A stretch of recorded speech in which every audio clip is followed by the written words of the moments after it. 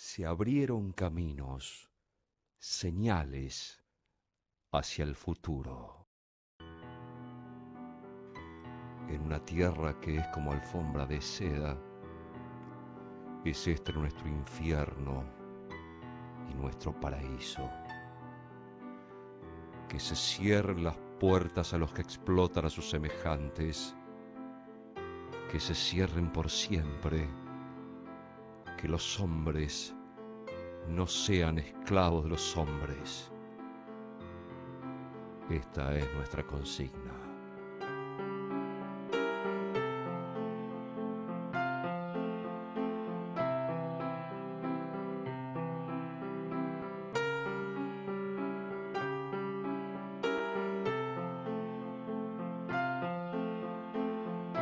Los años 68 y 69 fueron de gran convulsión a nivel mundial.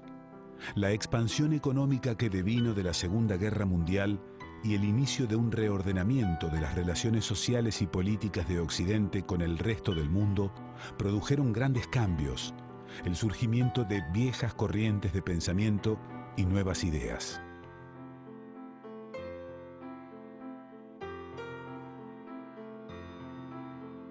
En aquella época la juventud se la consideraba comprometida, no solo por la militancia política concreta que muchos teníamos, sino porque había un clima de efervescencia política e intelectual.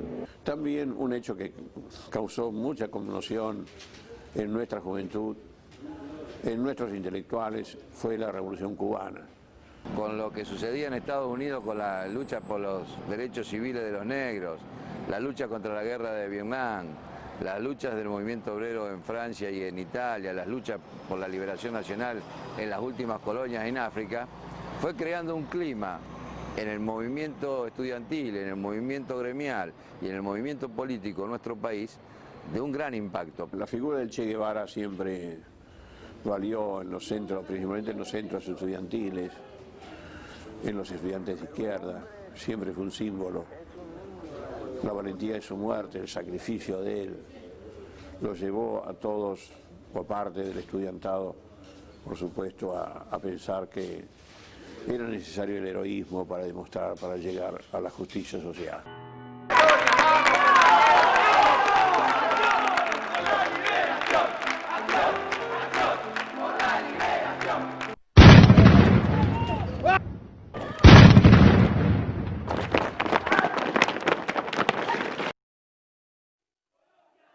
Lo que comparo con esta cultura de ahora es que teníamos ideales, teníamos profundísimos ideales y luchábamos por eso. La caducidad del proyecto, el fracaso del proyecto, implica el fracaso de la idea que estaba detrás de ese proyecto. Yo sinceramente lo digo con dos letras, no. Bueno, todo eso creo que todavía subsiste, esa política bien definida. ¿Qué es un arreglo? ¿Qué es un contubernio? ¿Qué es el doble discurso o la emancipación continental? Y la culpa no la tenemos nosotros. La culpa de este sueño la tiene San Martín, Artigas, Bolívar y todos los que cayeron en este gran andar. Y bueno, y acá está la diferencia, la definición ideológica de esto. Era una lucha de todo el pueblo, de toda la ciudad, contra la dictadura militar, ¿no? Creo que hay que estudiar todo esto a fondo, discutirlo en los colegios, esta forma de ser, por qué salieron, y los crímenes cometidos por el poder, los estudiantes muertos, la policía del gatillo fácil. Gases por parte de la policía, piedras y palos por parte de los manifestantes.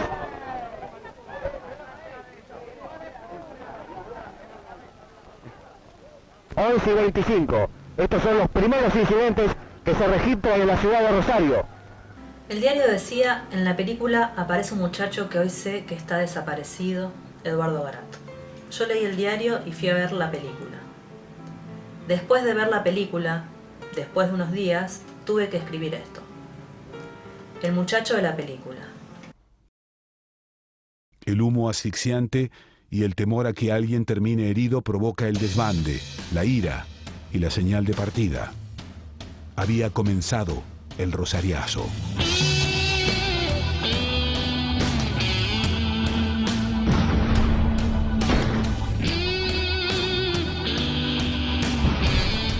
Señor Ministro, con respecto a los acontecimientos de Rosario, ya el Ministerio tiene analizado los hechos. Usted dijo que el gobierno estaba recibiendo información a ver cómo se había producido. Sí. Se designaron un delegado, uno de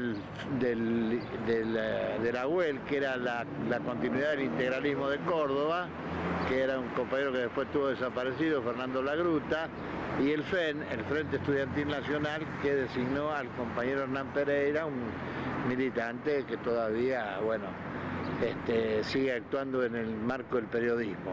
Fuimos y, por supuesto, cuando quisimos darnos cuenta de poder cruzar, desde no estaba el puente, había que cruzar con la lancha, estaban todos los servicios de inteligencia, estaba la gendarmería, la policía. Si nosotros nos hubiéramos identificado, hubiera sido, entonces, como había una conexión con los compañeros del FEN, con compañeros de Corriente, una compañera consiguió un vestido de monja, se vistió de monja, cruzó, nos tomó del brazo, pudimos cruzar para participar en esta marcha que se hizo el 17 de mayo, una marcha multitudinaria, la marcha del duelo, y donde participaron fundamentalmente muchos sectores masivamente de trabajadores y estudiantes. Nosotros señalamos que el plenario de gremios confederados ha resuelto reiteradamente llevar adelante la lucha de la clase obrera en solidaridad con los demás sectores populares por las reivindicaciones inmediatas y fundamentales del movimiento obrero y del país. También la rama sindical tenía un esclarecimiento que le permitió acercar posiciones con la universidad. Entre las primeras medidas que va a tomar la dictadura militar, se va a afectar al movimiento obrero con la intervención en algunos sindicatos y la racionalización en algunos sectores como portuarios, ferroviarios y el azúcar.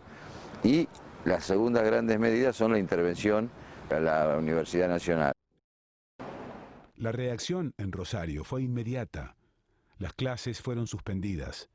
Los estudiantes lograron mantener abierto el comedor universitario. Se realizó una asamblea enfervorizada. Y así fue que decidimos la organización de actos relámpagos. Yo era la encargada de comprar las bombas de estruendo para lo que tenía un sello trucho de una parroquia. Entonces compraba las bombas de estruendo por docena en Blecher para lo que sería un acto de una parroquia. Me dicen, bueno, vos que sos la encargada de las bombas de estruendo, traete unas. Y yo puse la docena de bombas de estruendo en un bolso de paja italiana muy lindo. Cuando me dicen, ¿trajiste las bombas de estruendo? Sí, tengo la docena. Acá me dicen, vos sos loca, si te agarran con eso, tenías que traer 2 o 3 nada más. Deshacete de eso, dejarlos en algún lado. Y un tío mío era mozo del Cairo. Entonces fui y le pedí permiso a mi tío Mario, le digo, tío, así todavía, tío, ¿puedo dejar este bolso acá? Sí, cómo no, Bertita. Y mi tío me guardó el bolso debajo del mostrador del Cairo. Nos poníamos de acuerdo en tal esquina hasta tal hora y andábamos disimulando, paseándonos. Y en un momento... Uno era el que saltaba a la mitad de la calle con un grito, con un petardo, con algo para que todo el mundo confluyera y en un instante ahí se armara una manifestación. Se tiraban volantes, bombas de estruendo, se decía alguna proclama si se alcanzaba y después era salir corriendo. Estos actos relámpagos los hacíamos en función de disgregar las fuerzas represivas y poder a lo mejor hacer un acto más central en algún otro lugar. En esa época nosotros hacíamos los volantes, pintábamos con tizones, no había ni siquiera aerosoles. Cuando ya aparecía la policía, pues teníamos la posibilidad de escaparnos y bueno, y salvarnos. La fuerza era incontenible. Los estudiantes llenaron las calles de volantes y los cánticos de las marchas acusaban de asesinos a todos los uniformados. Se dio una concentración espontánea, ahí donde ahora está la Escuela de Bellas Artes, con muchos oradores. Ese día sábado habíamos salido con dos amigos, Jorge y Carlos, a ver qué pasaba. Nos juntamos en la calle Rioja, entre Suipacha y Francia. Ahí nos juntamos en una casa, salimos de a 5, de a 6. No éramos mucha gente, creo que, no sé, habremos sido 300 personas. Hubo un disturbio grande en la puerta de lo que es ahora la Facultad de Arte. Salimos del comedor universitario y llegamos a Corrientes y Córdoba. Los principales dirigentes estudiantiles salieron a la calle Corrientes y luego tomaron Córdoba hacia el este. Empezamos a ver que desde los balcones había aplausos, que la gente saludaba contenta. Se había empezado a expresar que Onganía no era más querido por las capas medias, que había muchos sectores podridos del onganiato. Y bueno, ahí apareció Lescano, el asesino estaba esperando arriba de los patrulleros ahí en Corrientes y Córdoba, por calle Córdoba. Nosotros nos concentramos ahí en la esquina de Augusto, ahí en Corrientes y Córdoba. Y este hombre empezó a los tiros desde los coches que eran los Cianditela, patrulleros. La policía los persiguió, provocando encerronas hasta que los jóvenes advirtieron que no podrían escapar. Desde la calle Entre Ríos llegaban balas asesinas, cada vez más encierro. Hubo enfrentamientos con la policía, nos corría, nos pegaba, a mí no me pegaba, le pegaba a la gente que estaba al lado nuestro. Ya los milicos venían preparados y ya estaban con los carros de asalto, te chorreaban con la manguera en rojo. Entonces después vos estabas en rojo donde te prendían, iban canas. Y agarro y me meto en el Cine Palace y me quedo detrás del vidrio. Y ahí, ¿qué veo? Ahí corrimos todos. Con los amigos hacia esta zona, hacia este lugar de la Galería Melipal. Nos fuimos escondiendo en locales que te abrían la puerta. Nosotros pudimos quedarnos en una zona de la galería más alejada de este lugar preciso, aquí a la vuelta. Muchos subimos arriba al edificio, arriba subimos en el ascensor, otros por la escalera. Bello quedó aprisionado ahí en la Galería Melipal. Que en aquel momento era una real trampa mortal porque no tenía salidas, como ahora. Y ahí un estudiante se cae y viene un milico y le pone la pistola en la cabeza y lo mata.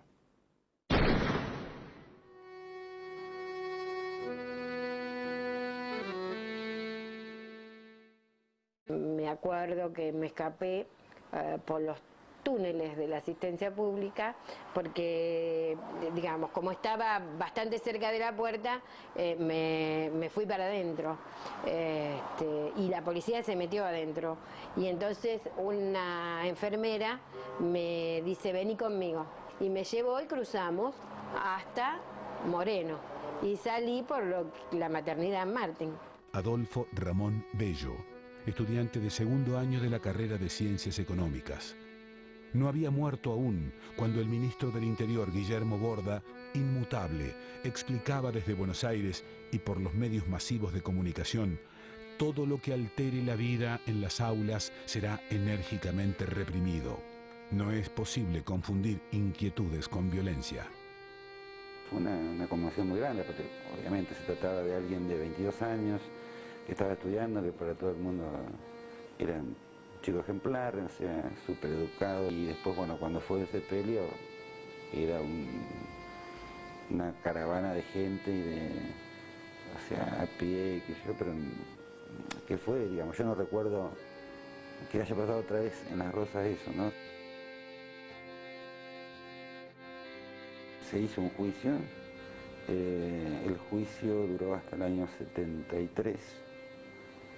El juicio se concluyó, creo que dos o 3 meses antes de que asumiera el gobierno de Cámpora, y fue condenado a 16 años de prisión.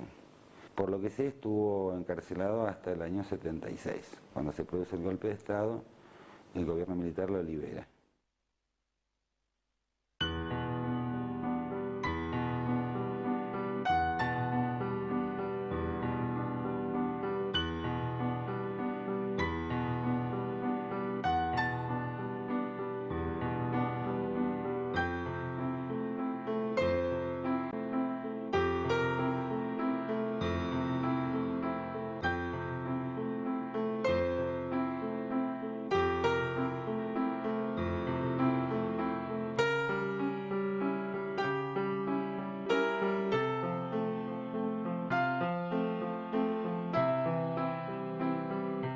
A partir de ahí se produce también toda una polémica, por supuesto, en cuanto a cómo responder ante semejante agresión. Ya teníamos la captura del ejército, todos los dirigentes de la CGT, los compañeros me esperaron, apenas yo bajé, me taparon, me subieron en un auto y bueno, nos fuimos a una casa de la zona sur donde instalamos nuestra especie de comando de conducción de la situación. Nos reunimos con muchos dirigentes sindicales y decidimos convocar no solo a los estudiantes, no solo a los sindicatos, sino a algunas organizaciones de la universidad, y decidimos hacer acá el 21 una marcha también, una marcha que se suponía iba a ser una marcha de duelo. Era la tarde, salíamos desde acá, desde la calle Córdoba, de la puerta de la CGT, íbamos a ir hasta la Plaza San Martín, y bueno, por extrañas paradojas de esos momentos, cuando llegamos a Maipú y Córdoba, que es la sede del Jockey Club, que estaban haciendo una obra, había una empalizada, había ladrillos, había escombros, y la gente, producto de la rabia que venía acumulando y de todo lo que nos venía ocurriendo a los argentinos y en especial a los trabajadores, comenzó a apedrear el Jockey Club, que estaba más custodiado que los organismos del Estado, ¿no? Fuimos los primeros que empezamos a ir a discutir a las universidades y bueno, éramos casi una misma conducción porque discutíamos de común acuerdo. La CGT de los argentinos tuvo eso a su favor, que permitió que participaran en el debate todos los sectores de la sociedad que estaban interesados en oponerse a la dictadura de Onganía, que había determinado medidas que, bueno, conspiraban contra el derecho no solo de los trabajadores, sino del pueblo en su conjunto. Un convincente despliegue de policías había bloqueado el cruce de las calles Córdoba y La Prida. Los manifestantes se concentraron en una cuadra frente a la sede del Jockey Club y quedan separados de las fuerzas de seguridad por unos 80 metros. Se sientan en silencio sobre las veredas, el pavimento, los cordones. Entonces el silencio es quebrado por las detonaciones de los primeros cartuchos de gases lacrimógenos. Los estudiantes permanecen sentados. Una segunda ráfaga retumba en la cuadra. Los proyectiles caían sobre los estudiantes. El humo asfixiante y el temor a que alguien termine herido provoca el desbande, la ira y la señal de partida. Había comenzado el rosariazo.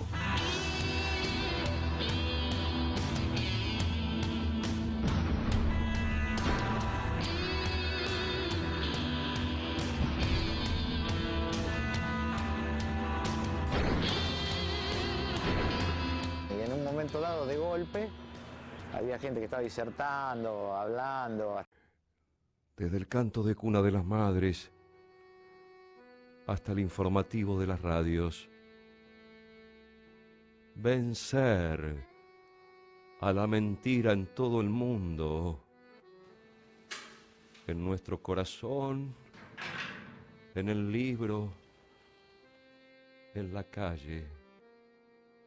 Qué fantástico gozo el de entender qué es lo que se va, qué es lo que viene. El 29 de mayo, una nueva insurrección urbana, el Cordobazo. La policía de Córdoba estrena sus nuevos escudos mientras llueven botellas de los techos. El medio indispensable es la continuidad de la lucha de la clase obrera de Córdoba en solidaridad militante con los demás sectores populares. Unos días después, Agustín Tosco, líder del levantamiento popular cordobés conocido como Cordobazo, reconoció que lo ocurrido en Córdoba era continuación del proceso vivido en Rosario. Algo trajo los nuevos aires del Mayo francés, aquellos días en que jóvenes, estudiantes y obreros salieron a las calles de Rosario. Los rosarinos volvieron a la pelea. Ya no evocaban al Mayo del 68. El clima se asemejaba al Rosario de principios del siglo XX, tiempos en que se la llamaba la Barcelona Argentina, la revolucionaria ciudad obrera de anarquistas inmolados como Cosme Budelavich y cronistas memoriosos como Florencio Sánchez.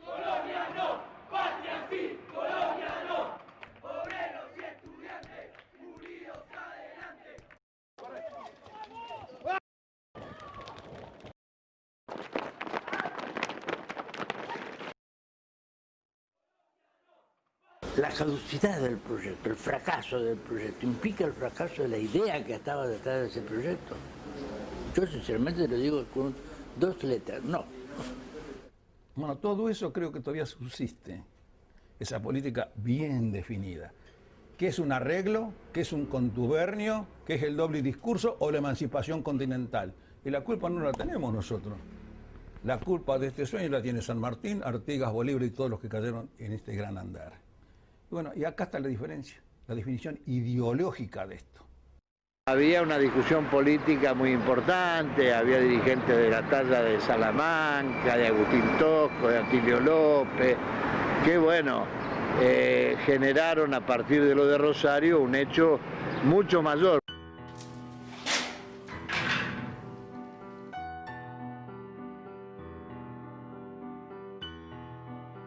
Y en esta noche, como en otras noches terribles, desgarran alaridos de aurora.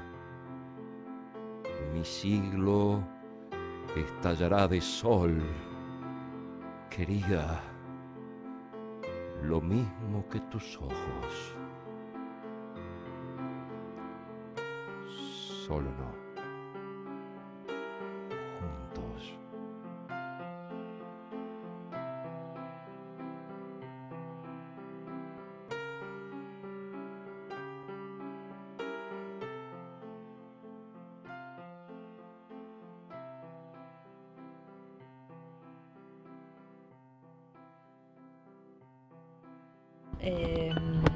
Mi papá desapareció en 1978, cuando yo tenía casi 6 años. Mi hermano Santiago 4 y Julieta todavía no había nacido. Estaba mi mamá embarazada y nace a la semana, 6 días después del secuestro de mi papá. El diario decía, en la película aparece un muchacho que hoy sé que está desaparecido, Eduardo Garato. Yo leí el diario y fui a ver la película. Después de ver la película, después de unos días, tuve que escribir esto. El muchacho de la película. Cuando el muchacho apareció en la pantalla, creí escuchar un murmullo en la sala. No sé si me pareció a mí o fue que alguno de sus amigos, al verlo, dijo su nombre. O a lo mejor fue el ruido de la tela de la ropa, moviéndose cuando algún brazo se extendió para señalarle el muchacho a otro que no lo conocía. O el ruido de alguno de mis órganos cayendo, o el de mis propios ojos, que no querían parpadear para no perder un cuadro, y eso mismo hacía que parpadeara de manera brusca, y eso mismo hacía que parpadeara de manera ruidosa. O pensándolo bien ahora, quizás fue el sonido de la imagen, que al moverse hace ruido, y yo nunca antes me había dado cuenta. Porque nunca antes me había parecido tan extraordinario y ruidoso que alguien se moviera en una pantalla. Cuando el muchacho apareció en la pantalla, decía que él, que es casi igual a mi hermano, pero más joven, hubiera tenido tiempo para reconocerme en el medio de la oscuridad de la sala, con tanta gente, entre los cuales estaban algunos de sus amigos. Y también estaba yo, sentada, temiendo no reconocerlo, o no verlo, inmóvil, aunque los órganos caían al suelo y se desparramaban por debajo de la butaca, donde conseguí lugar bastante arriba. Y mis ojos parpadeaban poco, pero bruscamente, y a pesar de la rapidez de los cuadros, corriendo por segundo, que no eran tantos, yo, que ya no soy niña, ni siquiera una muchacha, más grande que él, estaba sentada, con el brazo extendido, que se movió solo para adelante para señalarlo, y mi ropa a lo mejor hizo ruido, o fueron mis labios, pegándose y despegando, diciendo, ese es mi papá. Y alcanzando a escuchar simultáneamente un murmullo en la sala, y teniendo en cuenta que todo esto pasó rapidísimo, con la misma velocidad del que corre porque lo persigue la cana.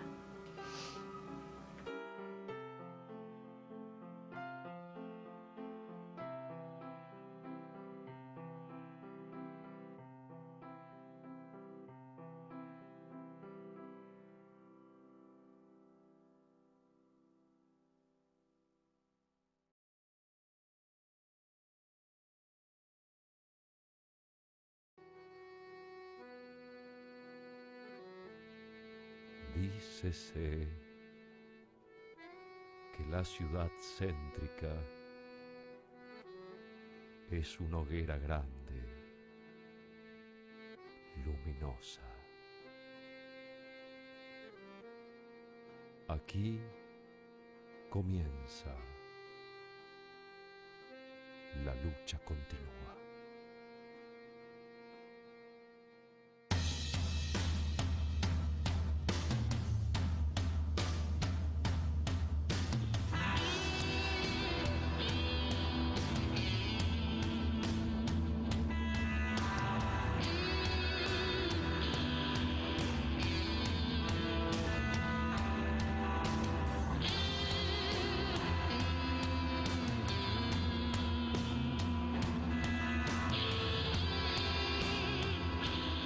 Un vehículo policial es atacado con piedras.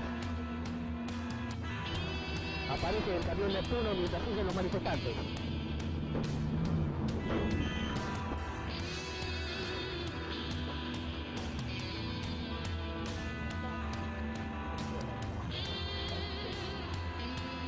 Los policías vuelven a reagruparse. Ya son las 12, hora en que debería iniciarse el acto obrero programado frente a la CGT. Y en el centro de la ciudad de Rosario, los incidentes prosiguen. No han podido ser sofocados por la policía los manifestantes.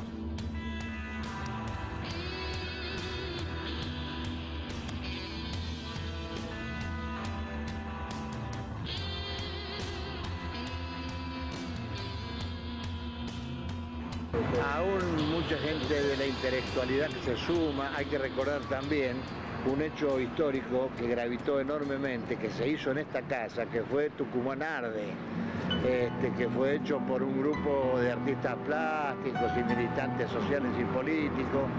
Esta casa, en la semana que estuvo habilitada, era un gentío que había cola hasta Boulevard Oroño, la gente que quería entrar para ver la muestra. Mi amigo Rubén Naranjo, que fue uno de los que, apuntaló todo esto. Esta muestra, vale la pena comentar, terminada acá fue llevada para poner en la Federación Gráfica Bonaerense, donde funcionaba la CGT de los Argentinos, donde tenía su sede Raimundo Ongaro. Cuando empezaron a armar todo esto, vino la Policía Federal y le dijo, si en 2 horas no sacan todo esto de acá, los llevamos hasta las columnas y van a llevar preso. Lo que significaba que estas cosas le estaban golpeando duro al modelo, lo estaban deteriorando en cuanto a que los militares creían que eran los dueños de la vida, del destino y de la realidad que vivíamos en este país.